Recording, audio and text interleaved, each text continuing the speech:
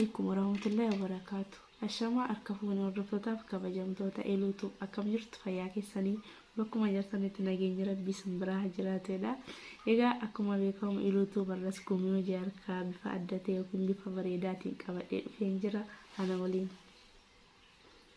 إذا قم يوجاركا كينيا هرسن التغفيسو كبدي وفي باية كبريدا ديزايني باية بريدا ديزايني هارادا dizaayinii kana waan feeneef ittiin fayyadamuu dandeenya. Soofaadhaaf, barcumaaf, biffeedhaaf waan feeneef kana malee kanarra guddisnee roga furee waan ta'eef tirii biddeenaatiif illee fayyadamuu dandeenya. Kana haala kamiin akka itti dhaannu isinitti agarsiisuuf qabadheen dhufee jira ana waliin. Egaa akkuma beekamu hojii keenyaaf kan nu barbaachisu kirriidhaaf kiroosheedha. Kirriin koo kun kirrii duraan fayyadamurra baay'ee tokko qal'aadha. Kanaaf kiroshee tokko tuqaa 25 fayyadama jechaadha. Egaa hojii keenyaaf ani yeroo baay'ee sansalataan isaan fayyadama, quba kootti illee mareenan fayyadama. Amma kirriin koos qal'oo waan ta'eef waan fedheen fayyadamuu danda'a. Sansalataan isinitti agarsiisa. Sansalata gaafa isiniin jedhu yeroo hunda isinitti agarsiisa. Haala kanaan guduunfadhee 1 2 3 4 5 6 7 8 erga haala kanaan dhahadhee erga 8 haala kanaan dhahadhee fidee bakka jalqaba sansalata tokko lakkaa'adheerra waliin qabsiifadha jechaadha. Agartanii haala kanaan bifa geengoo ta'een uufuma jechaadha. Sana booda 1 2 3 sansalata 3 akka dabal kiroshee tokkotti fayyadama isiniin jedheera. Kanaaf boolla tokko keessa meeqa dhahanna dabal kiroshee 4. Amma sansalata kana akka dabal kiroshee tokkotti dhaadheen jira. Kiroshee korra maradhee waan amma geengoo godhee dhaadhe kana keessa walakkaasaa 1 ammallee 2 agartanii dabal kiroshee 2 3 gaafa nasitti dha'u 4 dabal kiroshee 4 boolla tokko keessatti erga dhahadhee amma deebiseetan 1 2 3 sansalata 3 dhahadhee ammallee boolluma sana keessa dabal kiroshee 4 3 naadhaaf waan 1 2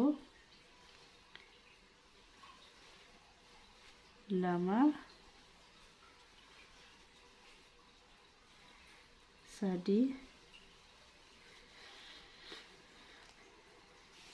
4 erga akkasitti dhaadhee ammas 1 2 3 agartanii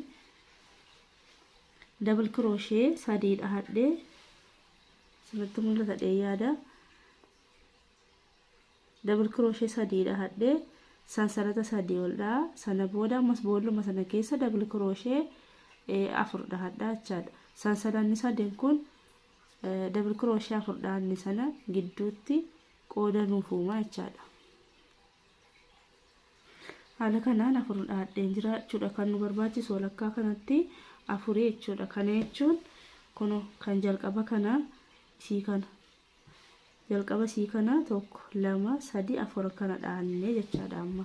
Amma zuurii lammataa irratti kun asitti erga 4 dhaadhee sansalata 3 as walakkaa kanatti nu barbaachisaa 1 2 3 erga sansalata 3 haala kanaan dhaadhee kiroshee korra maradhee fidee kana keessa dabal kiroshee 2 dhahadha. Bakka jalqaba sansalata 3 dhee keessa dabal kiroshee 2 dhahadha jechaadha. Agartanii ammallee bakka 4 dhaadhee tokkoon tokkoon sirra dabal kiroshee tokkoon dhahadha. 4 dhaadhee ture 2 3 4 agartanii 4 irra keessa isaatti 4 dhaadha. Bukkee kanatti dabal kiroshee 2 dabaladha. Bakka jalqaba sansalata 3 illee dabal kiroshee 2 dabaladha jechaadha. Tolee ergan akkas dhaadhee ammallee sansalata 3 naadha. 1 2 3 sansalata sadii ergan dhahadhee crochet korra malee boolluma sana keessa ammallee double crochet lama dhahadha. agartanii ergan double crochet lama dhahadhee amma immoo bakka jalqaba double crochet afur boolla tokko dabarfadhee irra keessa isaa yookiin tokkoon isaarra double crochet tokko dhahadha jechaadha. bakka double crochet afur dheetti mataa isaarra double crochet tokko dhahadha.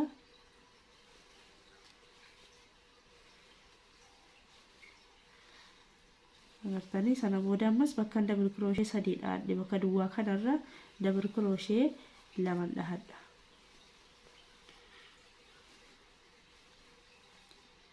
agartanii erga haala kanaan dhahadhe ammallee tokko lama sadii double crochet sadii dhahadha. sana booda crochet korra malee bakkuma sana ammallee double crochet lama boolluma sana keessa dhahadha. ergan double crochet lama boolla sana keessa dhahadhe amma double crochet afur bakka boolla tokko dhahadhe irra tokkoon isaarra ammas double crochet tokko dhahadha jechaadha. haala kanaan zuurii sadii dhahadheen jira. kan nu barbaachisu zuurii afurii. zuurii afran kun wal fakkaataadha waan ta'eef hunda sanatti agarsiisuun intiin jechaadha. ammallee sansalata sadii dhahadha zuurii afuraffaa. boolluma sana keessa ammas double crochet lama dhahadha. sansalata sadii dhaanee double crochet lama qofa dabalachuudha jijjiiramni isaa malee hojii isaa hundinuu wal fakkaataa jechaadha. egaa hordoftoota koo haala kanaan zuurii afur guuttadheetan jira. amma zuurii afuraffaa kanarratti dizaayinii haaraa tokkotti baafannaa jechaadha. amma akkuma jalqaban dhahaa ture bakka kanatti double crochet lama boolla sansalata sadan sana keessa dha'ee double crochet sadii ol dhahadheen jira. ammallee sun boolluma sana keessa double crochet lama dhahadha. ergan double crochet lama haala kanaan dhahadhee as keessa boolla tokko keessa double crochet tokko kan itti aanu keessa ammallee double crochet tokko dhahadha. akkasiin meeqa nuu ta'ee jira? afur nuuf ta'ee jechaadha. ergan haala kanaan afur dhahadhe amma sansalatan dhahadha jechaadha. sansalata meeqa? sansalata 8 tokko lama sadii afur shan. haala kanaan erga 8 dhahadhe tokko lama sadii afur shanaffaa irratti double crochet tokko dhahadha jechaadha. kan shanaffaa irratti afurorra tarkaanfadhee shanaffaa irratti double crochet tokko. amma boolla taanutti lama sadii afur boolla afur keessa double crochet afur dhahadhe jechaadha. kun akka argitanii double crochet afur akkas walakkaa kanaan dhahadhee jira. double crochet afur erga dhahadhe ammallee tokko sansalata 8 dhahadha. erga haala kanaan sansalata 8 ol dhahadhe dhufnee isii dhumaa kanarra sanatti mul'ata dheeyyaadha. isii dhumaa kanarra double crochet tokko irra keessatti dhahadha. dhuma yeroo isin jedhu dudduuba sansalata 3 dhahadheen qabu irratti haala kanaan double crochet tokko ol dhahadha. ammallee boolluma sana keessa bakka double crochet sadii sansalata tokko fayyadame sana keessa double crochet sadii ol dhahadha. tokko lama sadii. agartanii walitti meeqa nuu ta'e? afurii jechaadha. erga afur haala kanatti dhahadhe tokko lama sadii double crochet sadii ol dhahadhe ammallee achuma keessa boolluma sana keessa double crochet sadii dhahadha. tokko lama sadii double crochet sana keessa erga dhahadhe amma haala kanaan bakka sansalata 3 dhahadhee dabarfadhe keessa double crochet 6 dhahannee jechaadha. sansalata 3 gargar baafannee sana booda bakka kanarra tokko dhahadha. bakka tokko tokko hir'ifataa sansalata dhaaru kanarraa tokko qofan dhaadhaa jechaadha. agartanii haala kanaan ammallee 1 2 3 4 5 6 8 sansalata 8 erga dhaadhee fidee kuno 1 2 3 4 shanaffaa irratti double crochet tokko dhaadha. sana booda ammas boolla taanu keessa double crochet lammaffaa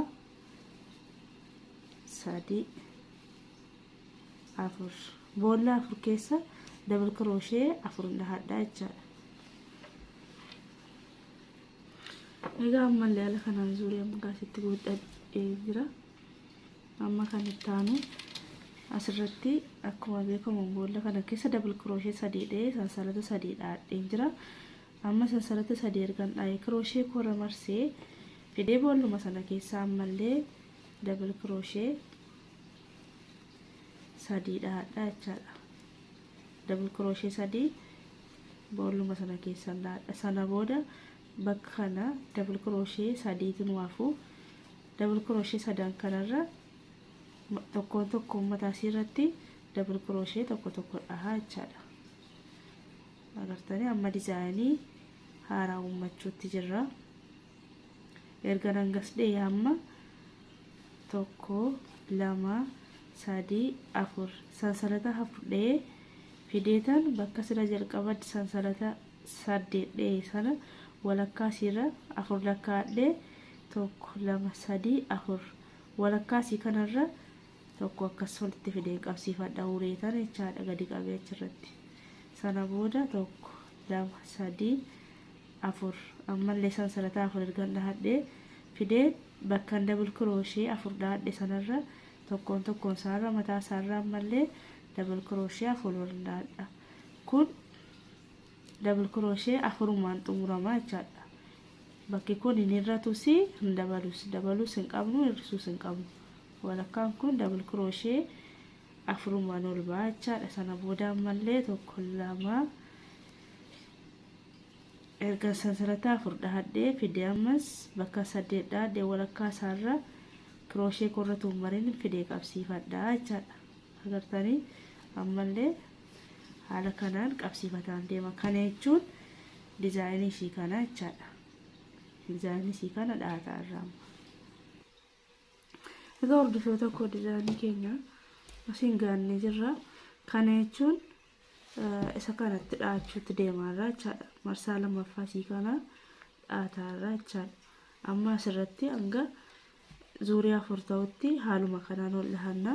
zuurii 4 booda immoo dizaayinii kanatti baafanna jechaadha. kana jechuun kun bakka abaaboo kun immoo isiidhuma kana hanga zuurii 4 ta'utti walirratti guduunfanna. kun haaluma nama dhahaa jiru kanaan kun waan bukkee lachanii lama bakka daballu waan hin qabneef walakkaa kana bakka double crochet 3 dhahannu double crochet 3 immoo haaluma sana dabalannaa jechaadha bakka sanarratti. kanaaf haala kanaan nu bal'ataa deema.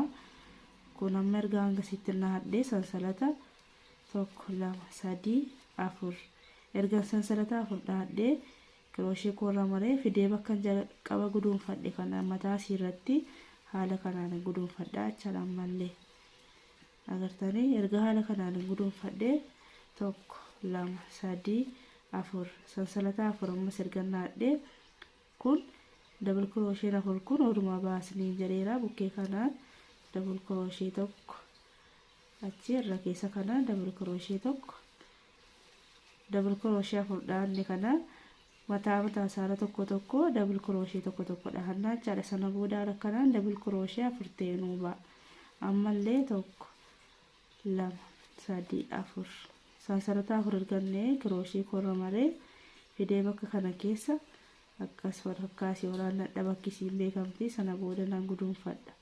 erga guduunfadhee 1 2 3 4 sansalata 4 ammallee crochet koora maree kun bakka kanarra double crochet tokko dhaadha. sana booda kun as tokkoon kanarra double crochet tokko dhaadha jechaadha. ergan tokkoon jira double crochet afur dhaadhe amma kunoo bakka double crochet sadii dhaadhe kana keessa asuma keessa double crochet sadii dhaadha sansarata tokko tuun dha'in double crochet sadii dhaadhaa chaadha sababni double crochet sadii boolla tokkotti dha'uufis as bukkee kanaanii waan dabalannu yookiin bakka dabalannu waan hin qabneef boolla kana keessa double crochet sadiin dhaadhe chaadha sana booda ammallee tokko lama sadii sansarata sadii ollee crochet korra maree achuma keessa ammallee bakkuma double crochet sadii dhaadhe ammas double crochet sadiin ol dhaadha agartanii lama sadii kun sansalanni sadii dhaadhe kun booda illee marsaa lammaffaatti as keessa ammallee double crochet sadii dhaannaa chaadha finne ammallee tokko akkuma warra kaanitti double crochet tokko mataa isaanii irra dhaannaa chaadha jara kana. Egaa hordoftoota koo hanga asitti dhaanneeti jirra kun akkasitti kun dizaayinii tokko jechuudha haala kanaan dizaayinii lama dhaanneerra amma dizaayinii sadaffaa haalli nuti dhaannu dizaayinii sadaffaa jechuun haala kamiin akka kana itti dhaannu jechuudha amma sadarkaa kanarra jirra kan jalqabaa kana dhaanneerra kan lammataallee kana dhaannee jirra kan sadaffaa kana dhaannaa jechuudha haala kamiin dizaayinii jara kana akkatti baafan ana waliin ilaala. Ergaan gaasitti dhaannee kun akkuma itti fufetti jira double crochet sadii boolla tokko keessa dhaannee kaane finne ammallee sansarata sadii ol dhaanne boolluma sana keessa double crochet sadii dhaannaa jechaadha tokko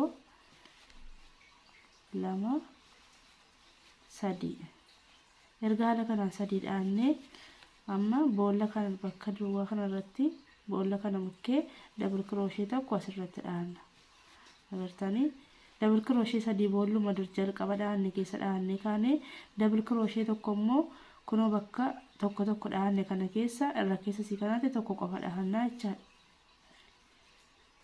amma kanatti aansinee kunoo haala kamiin akkasii kanatti dhaannu sansalata sadii dhaanna tokko lama sadii sansalata sadii erga dhaannee tokko lama boolla lama irra tarkaanfannee crochet keenya irratti marree boolla lama tokko lamaan kana tarkaanfannee kan sadaffaa keessa double crochet tokko fudhanna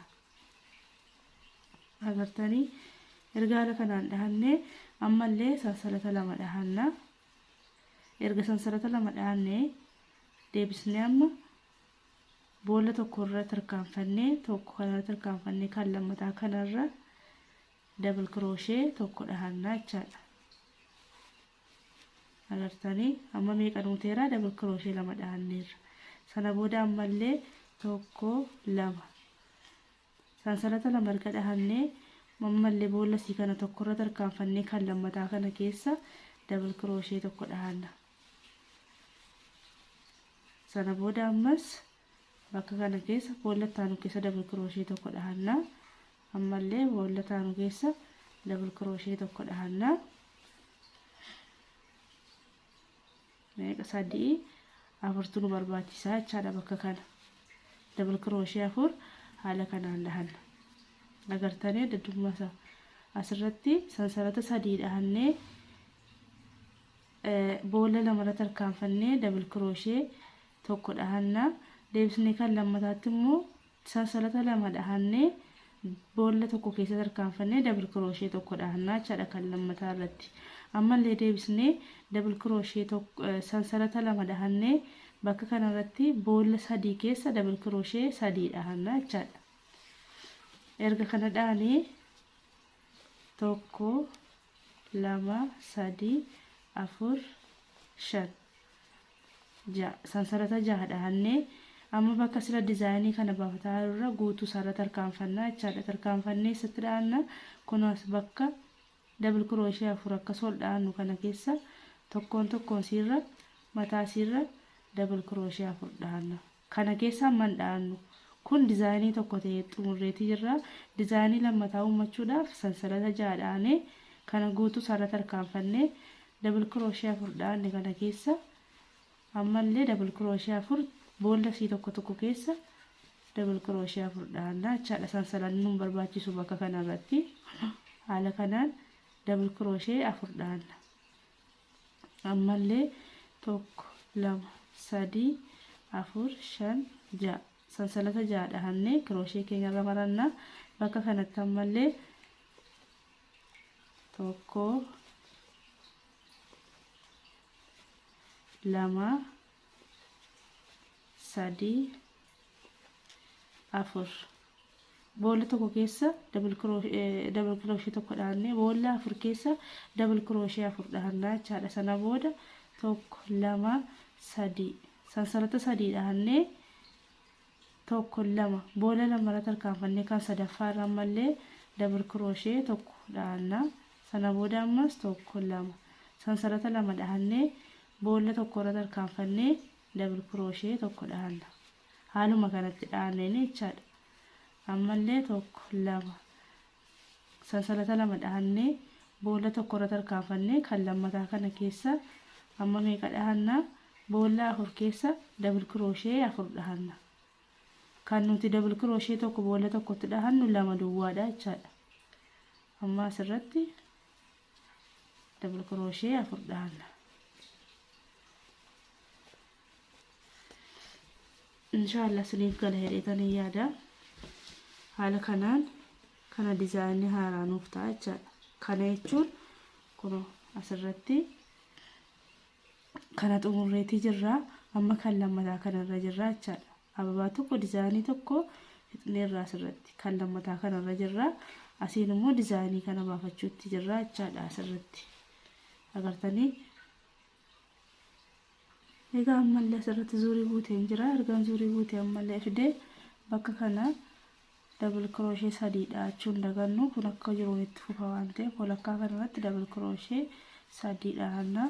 Sana booda asirratti bakka double crochet 3 jalqaba dhahanne irratti double crochet tokko irra keessatti dhahanna. Agartanii ammallee meeqa nuuf ta'e 4 jechaadha. 4 nuuf ta'a.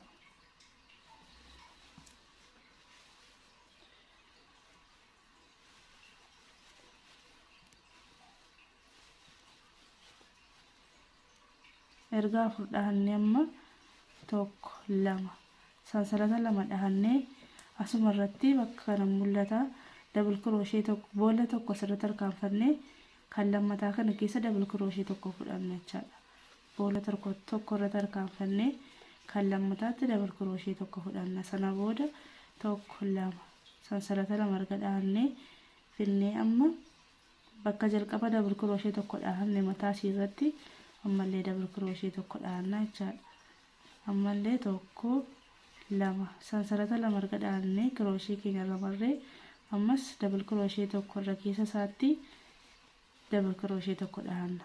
Agartanii kun bakki jalqaba double crochet tokko dhahanne kun irra keessa irratti yookiin marsaa lammaffaa irratti double crochet tokko keessuma akkas mataa isaa gubbaarra baafanna jechaadha. Sana booda ammallee 1 2 sansalata 2 erga dhahannee finnee amma asirratti meeqa dhahanna kun 4 xumurra 1 2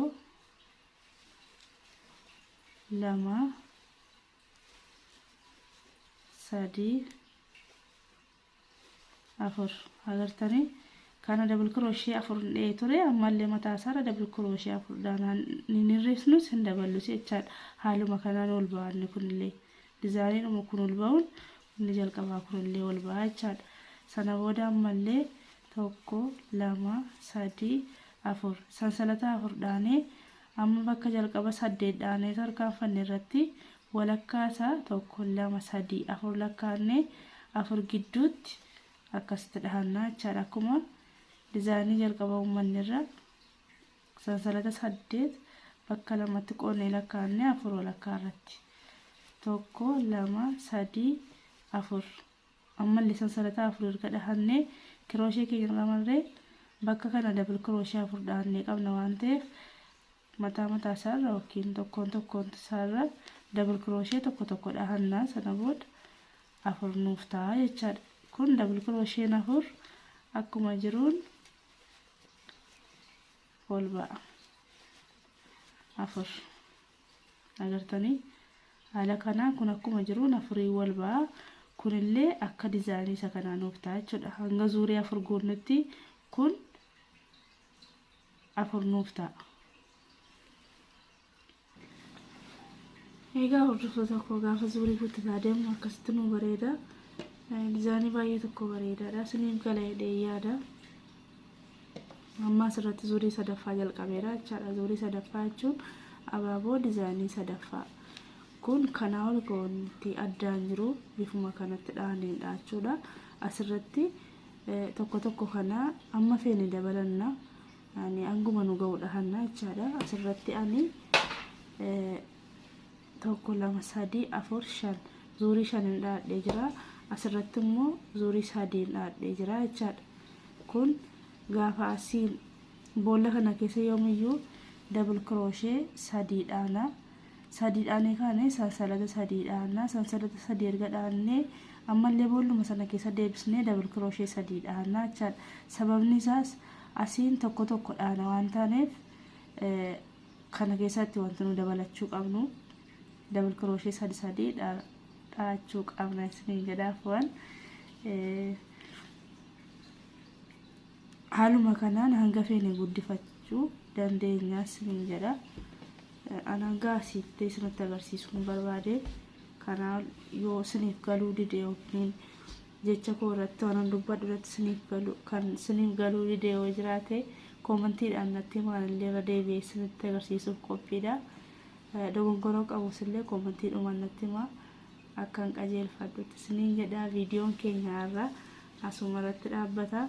Hanga viidiyoo biraatiin walitti deebinutti turtii gaarii. Yoo viidiyoon kun isinitti tole like, share, subscribe, comment gochuun na jabeessaa maatii naaf ta'a na gargaara isiniin jedha. Bye.